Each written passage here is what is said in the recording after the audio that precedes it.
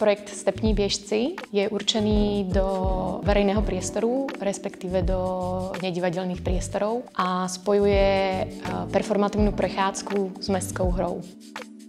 Ten pohybový materiál a pôvodná inšpirácia, s ktorými v projekte pracujem, sú so mnou už nejakú dobu.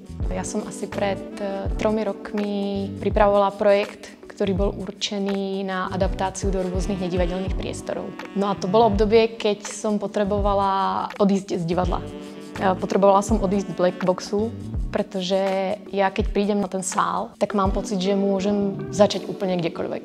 No a keď sa ocitnem vo verejnom priestore, tak už ten pocit, že môžem čokoľvek nemám.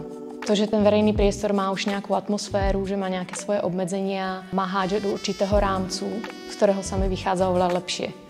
Potom aj tie rozhodnutia som schopná robiť oveľa ľahšie a oveľa rýchlejšie. Diváci v projekte dostanú mapy a sú rozdelení do malých skupiniek.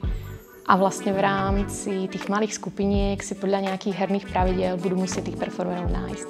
Takže tá predstava je, že divák si ten zážitok z toho priestoru a tú cestu tým predstavením trošku tvorí a ovplyvňuje sám.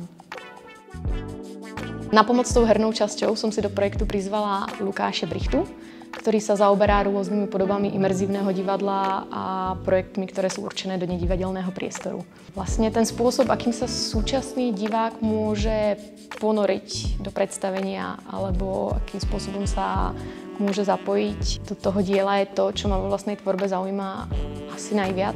A myslím si, že hry a herný rámec ponúkajú taký zaujímavý priateľský priestor, v ktorom môže vzniknúť dialog medzi tým predstavením a jeho pozorovateľmi.